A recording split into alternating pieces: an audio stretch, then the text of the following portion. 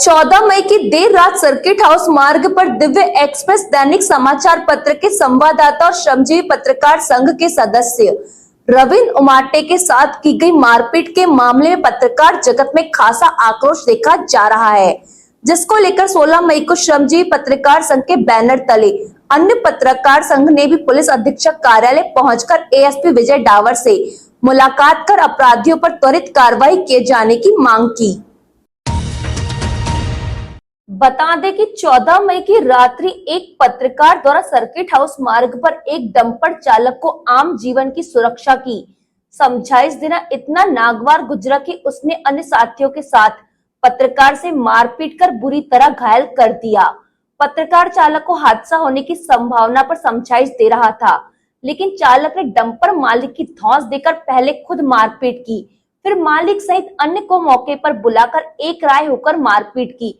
मारपीट और हंगामे की यह घटना रात 12:30 बजे तक हुई, जिसके बाद मारपीट में घायल रविंद्र उमाटी को उपचार के लिए जिला अस्पताल में भर्ती कराया गया, जिनकी गंभीर हालत को देखते उन्हें मेडिकल रेफर किया गया है।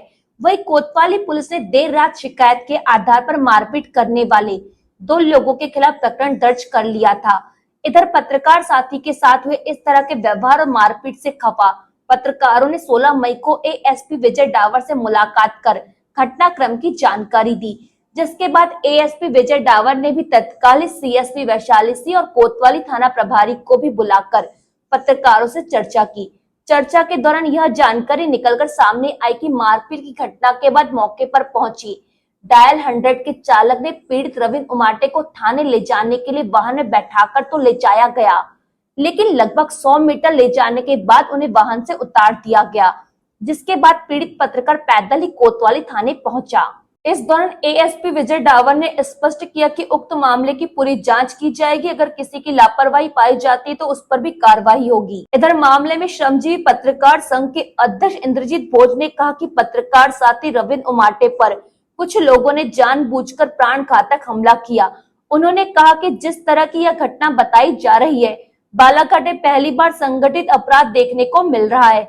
आज हमने ज्ञापन सौंपकर आरोपियों की तत्काल गिरफ्तारी की मांग की है। 14 से 15 मई की दरमियानी रात में हमारे पत्रकार साथी रविंद्र उमाटे, जो कि दिव्य एक्सप्रेस में कार्यरत है, उनके ऊपर कुछ लोगों ने जानबूझकर प्राणघातक हमला किया। हालांकि घटना जिस प्रकार से बताई जा रही है वैसी घटना है नहीं। बालाघाट जिले में पहली बार ऐसा संगठित अपराध देखने को मिल रहा है, जिसके चलते कुछ ही क्षणों के में बहुत सारे लोग इकट्ठे हो जाते हैं और जरा सी बात के ऊपर एक पत्रकार साथी को बड़ा बुरी तरीके से मारते हैं। आज हमने एडिशनल एसपी विजय डावर साहब को ज्ञापन सौंपा। हम चाहते हैं कि जितने भी आरोपी हैं, नामजद आरोपी हो चुके हैं, 4 आरोपी हैं, दीपक बजाज, मुरली बजाज और अन्य, इनकी तत्काल गिरफ्तारी होना चाहिए। यदि इनकी गिरफ्तारी नहीं होती है तो मध्य प्रदेश श्रमजीवी पत्रकार संघ तीव्र आंदोलन छेड़ेगा, पूरे जिले भर में आंदोलन छेड़ेगा। इधर पत्रकार संघ के ज्ञापन सौंपने के बाद सीएसपी वैशाली से और कोतवाली थाना प्रभारी विजय राजपूत ने प्रेस वार्ता के माध्यम से घटना की जानकारी दी। इस दौरान सीएसपी वैशाली सिंह ने बताया कि घटना दिनांक को डंपर चालक और दीपक बजाज के खिलाफ कोतवाली थाने अपराध दर्ज किया गया था, जिसके बाद कुछ सीसीटीवी फुटेज साक्ष्य के आधार पर पुलिस को प्राप्त हुए हैं, जिसके आधार पर डंपर चालक की पहचान दीपक लिल्हारे के रूप में की गई है। उन्होंने बताया कि सीसीटीवी फुटेज के आधार पर मुरली बजाज और यश बजाज के खिलाफ भी अपराध दर्ज कर लिया है। अन्य सीसीटीवी फुटेज बारीकी से देखे जा रहे हैं। अन्य आरोपियों की भी पहचान की जा रही है, जिसमें जांच के बाद वैधानिक कार्रवाई की जाएगी। बाइट 14 तारीख की रात में जो फरियादी हमारे हैं रविंद्र उमाटे, ये अपने घर तरफ जा रहे हैं और बीच में ही एक डंपर चालक से इनका कुछ विवाद हुआ। विवाद होने के बाद इनसे मारापीटी ये बहस करने लगे। डंपर ड्राइवर जो था वो हावी हो गया इनके ऊपर। कुछ समय बाद डायल 100 को जैसा हमको जानकारी मिली है कि डायल 100 वहाँ पहुँची और आधे घंटे 1 घंटे के बाद थाने पर कायमी हुई है। कायमी में उस समय डंपर चालक अज्ञात में था, तो डंपर चालक के नाम से कायमी हुई थी और दीपक बजाज करके जो आरोपी हैं 2 आरोपी बनाए गए थे। बाद में कुछ इसकी जांच करने पर कुछ सीसीटीवी फुटेज भी हमारे सामने आए हैं। तो सीसीटीवी फुटेज के आधार पर भी हम आरोपी बढ़ा रहे हैं। डंपर चालक का जो नाम हमने इसमें देखा है, दीपक लिल्हारे करके उसका नाम खुलासा किया गया है। 2 अन्य लोग भी हैं, मुरली बजाज और यश बजाज, और सीसीटीवी फुटेज जो हमें प्राप्त हुई है उसके आधार पर हम ज़्यादा से ज़्यादा जो नाम है उनको खुलासा करके उसकी कार्रवाई करेंगे। जो वीडियो से सीसीटीवी फुटेज से जो स्पष्ट हो रहा है कि विवाद मारपीट का है, ये उसको पहले से पत्रकार होने के नाते ये विवाद किया गया है, ये सीसीटीवी फुटेज से पता नहीं लगता। और भी किस वजह से विवाद इतना आगे बढ़ा, इतने लोग क्यों आए, इसके संबंध में जांच की जाए।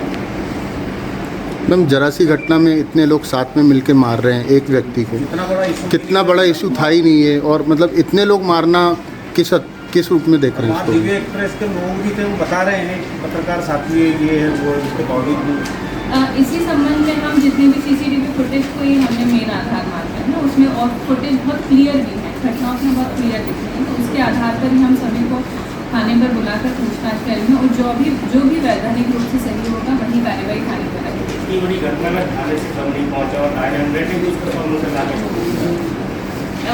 डायल 100 ने 100 मीटर पर लाके छोड़ा, इस संबंध में हमको सूचना मिल रही है। डायल 100 पे जो मैंने पता किया है कि डायल 100 पे कोई पॉइंट नहीं गया था, शायद घूमते घूमते डायल 100 पहुँची। अब यदि अगर 100 मीटर पे अगर छोड़ा गया है तो उस पर हम कार्रवाई करेंगे। अभी जब अपराध हुआ था उस समय तुरंत जब रविंद्र उमाटे जी की तरफ से टाइमिंग की गई थी तो 2 लोगों के खिलाफ अपराध कर 2 लोगों के और नाम सामने आए हैं, सीसीटीवी फुटेज के आधार पर। मैडम, इतनी बड़ी घटना मतलब इसका कारण क्या था, कैसे विवाद शुरू हुआ? प्रथम दृष्टया अभी जांच में जो प्रथम दृष्टया हमको डंपर चालक जब बैक कर रहा है उसी समय जब सामने जाना और कुछ किसी बात पर बहुत ज़्यादा हॉट टॉक होना हमको समझ पा रहा है, क्योंकि रविंद्र उमाटे जी भी अस्पताल में हैं, उनसे बहुत ज़्यादा कांटेक्ट नहीं हो पा रहा है, तो हम सभी जो आरोपी हैं उनको वैधानिक रूप से उनको अरेस्ट करके उसके बाद उनको कार्रवाई करके उसके बाद इस मामले को हल कर जाएंगे कि किस बात पर इतना बड़ा विवाद जी। उसके लिए हम लोगों ने टीम बना दी है। आज शाम तक ही हम सभी लोगों को रात तक में उनको बुलाकर पूछताछ करके जाएंगे, तो जो भी वैधानिक